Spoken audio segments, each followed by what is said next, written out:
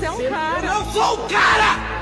Não tem nada que me impeça de meter a mão na tua cara. É esse momento que a gente vive. Eu vejo uma coisa, sinto uma coisa, ouço uma coisa, sei dessa coisa, mas não posso dizê-la.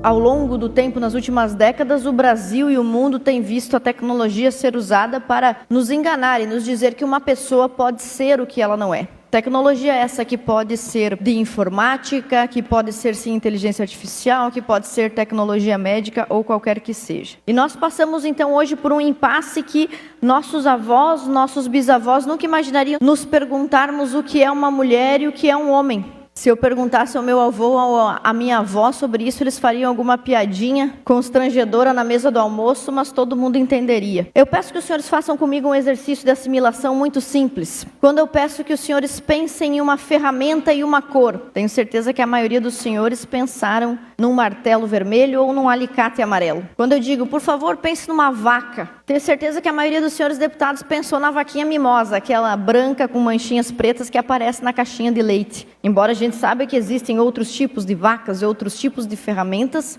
existem algumas coisas que são bastante essenciais na definição de um conceito. Por exemplo, uma cadeira, ela tem que ter um encosto, porque se não tiver encosto é banco. Se for estofado é poltrona. Então as palavras têm que ter um significado, existe um conceito, existe uma essência. Então é certo que existe uma essência em ser homem e uma essência em ser mulher. E eu quero que os senhores pensem comigo. Eu não vou responder, até porque no Brasil hoje é proibido pensar. Eu só quero que os senhores pensem o que é uma mulher para você. E para as políticas públicas, quem que tem que ser atendido para fazer um ultrassom no útero? Quem tem que ser atendido? Quem faz exame de próstata? Perguntas um pouco óbvias, mas não mais. E por que eu pergunto isso? Nós vamos ver agora um vídeo que aconteceu na UNB, Universidade de Brasília, onde um macho da espécie humana, socialmente conhecido como homem biológico, se assumiu, é um transidentificado mulher, ele se assume como mulher, e uma mulher não se percebe refletida nele, começa uma discussão. Eu quero que os senhores vejam só no que virou essa discussão, por favor. Isso é crime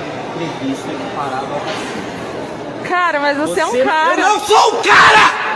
Não tem nada que me impeça de meter a mão na tua cara. Você vai? Você vai? Você vai?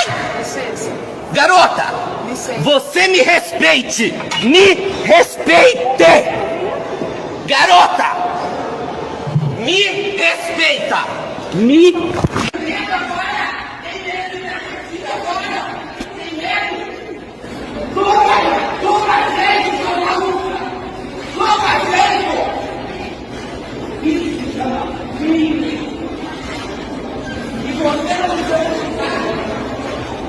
Senhores, todo esse escândalo aconteceu porque uma garota chamou esse indivíduo transidentificado como mulher de cara. Ela olhou para ele e disse, é um homem. Não sei se os senhores confundiriam, talvez, mas eu não me confundiria. Chesterton, escritor católico britânico, disse uma vez que chegaria a época em que seria necessário provar que a grama é verde. E Groucho Marx, que era um dramaturgo, cunhou a frase também muito célebre, que diz, você vai acreditar em mim ou nos seus próprios olhos?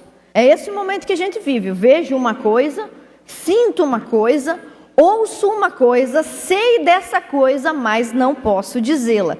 Mas antes que digam, a deputada Ana está trazendo uma pauta tão irrelevante para o nosso parlamento, não é irrelevante. Nós sabemos, por exemplo, que aprovaram uma lei no Reino Unido em 2018, e esta lei de cotas, uma lei muito influenciada, muito mobilizada pelo movimento feminista, esta lei de cotas lá no Reino Unido estabelecia que 50% dos integrantes dos conselhos, imagina, o Conselho de Educação, o Conselho de Cultura, 50% dos conselhos dos órgãos públicos tinham que ser ocupados por mulheres. Metade homem, metade mulher.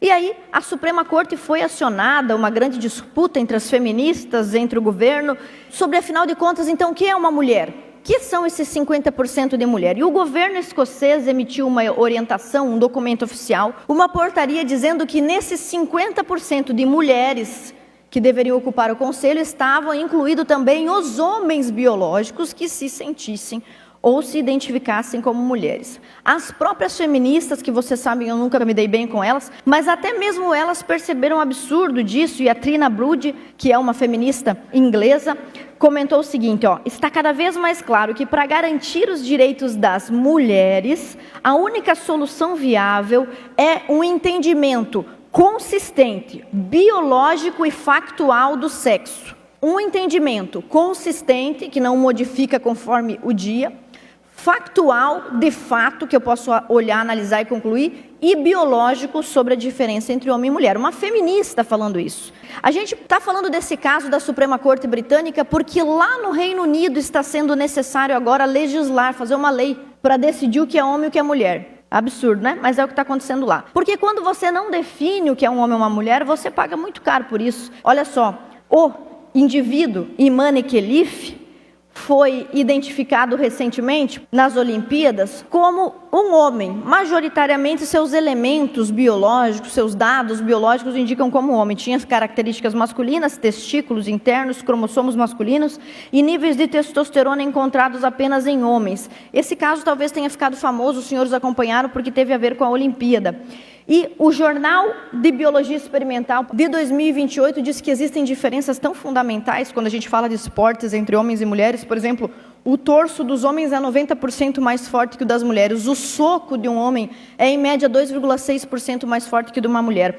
Eles têm o ombro mais largo, têm o bíceps maior, têm maior capacidade aeróbica e, na média, os homens são mais fortes do que as mulheres. Um relatório da ONU, senhores, mostrou que as mulheres já perderam 600 prêmios para homens biológicos, 900 medalhas que deixaram de ser dadas para uma mulher que nasceu mulher e 600 atletas que perderam essas 900 medalhas. Além de tudo isso, nós vemos que chegamos a um patamar em que as leis feministas são ineficientes, porque se a legislação diz que serve para proteger ou defender as mulheres, mas qualquer um pode ser mulher e não se sabe definir o que é mulher, então a lei é inócua.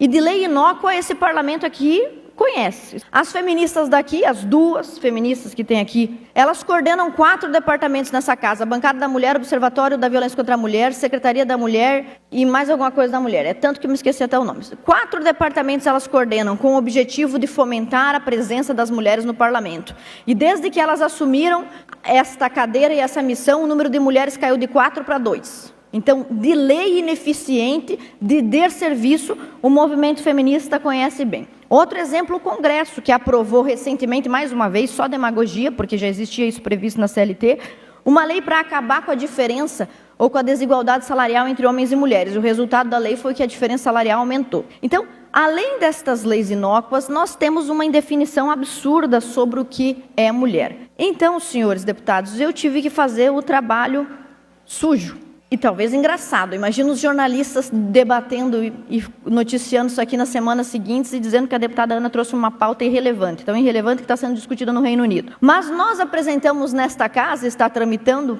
um projeto de lei que define o que é homem e mulher, para que as políticas públicas do Estado de Santa Catarina possam ser direcionadas de maneira correta. E para que nenhuma mulher mais perca algum direito que lhe é devido para algum homem que se transidentifica como mulher que não é. Então, a nossa lei, o que é uma mulher, define que a mulher é o indivíduo cujo sistema reprodutivo é naturalmente projetado para produzir óvulos, ainda que acidentalmente não os produza, por causa de um acidente, por causa de uma doença, por causa de uma síndrome. Homem é aquele indivíduo cujo sistema biológico reprodutivo é projetado para fertilizar os óvulos de uma mulher, ainda que eventualmente não os fertilize, também por um acidente, por uma condição biológica, por uma enfermidade. Este projeto, senhores, já tramita há mais de um ano aqui nesta casa. Nós fizemos com que ele tramitasse em silêncio para poder avançar um pouco mais, mas nós estamos entrando aqui agora no mês da mulher. E quero pedir aos senhores deputados que realmente se valorizam a mulher, se valorizam suas eleitoras mulheres, que nós possamos pelo menos dizer que sabemos o que é uma mulher.